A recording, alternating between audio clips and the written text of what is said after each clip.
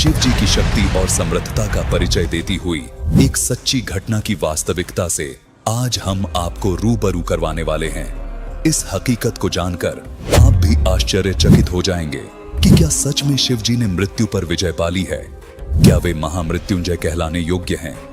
इन अनसुलझे प्रश्नों के उत्तर जानिए इस सत्य कथा के माध्यम से, जिसमें शिव जी का सामना उनके ही एक परम भक्त भस्मागिरी से होता है।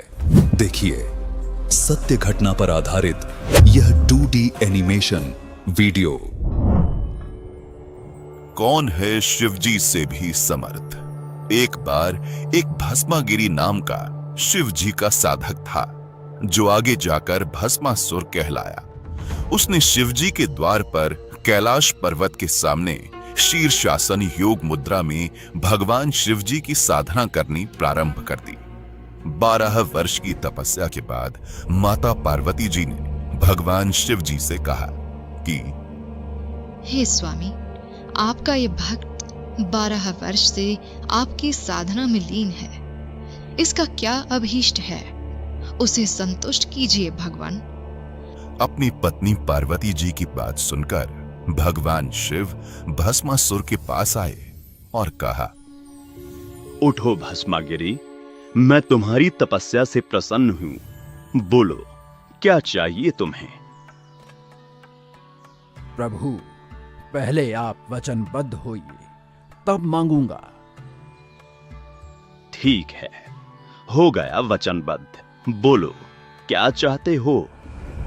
भस्मागिरी ने अपनी शीर्षासन योग मुद्रा त्यागी और सीधा खड़ा होकर बोला,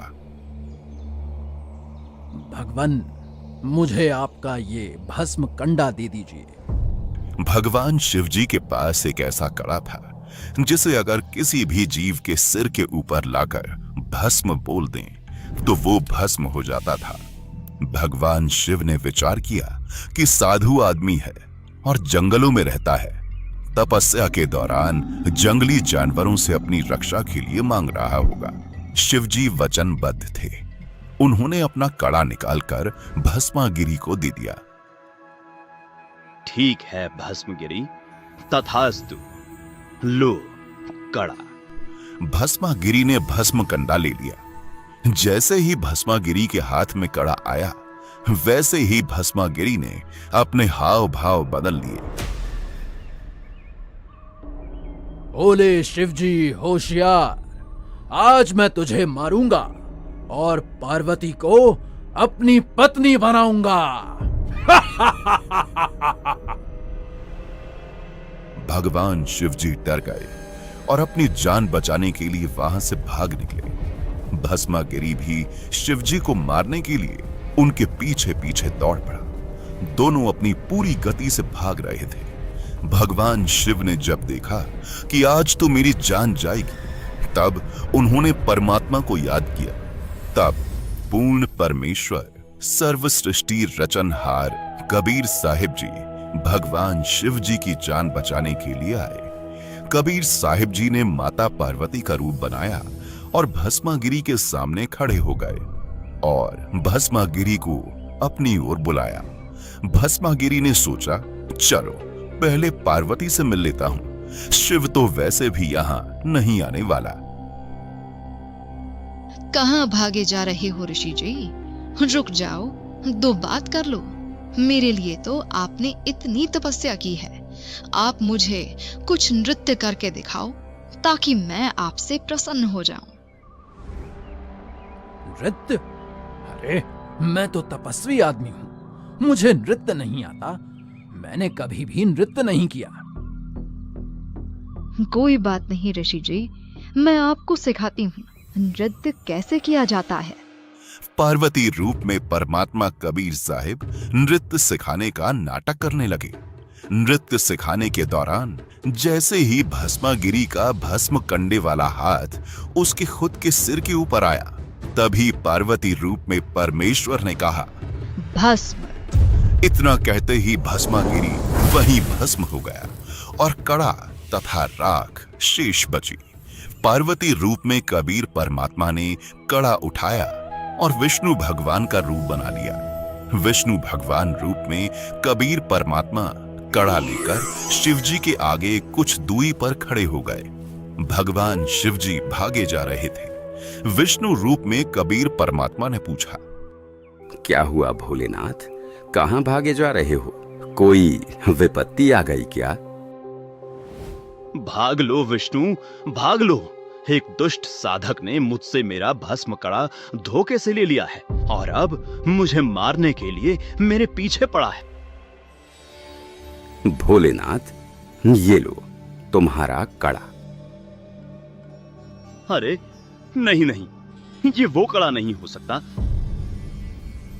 ये वही कड़ा है, भस्मासुर अब नहीं रहा।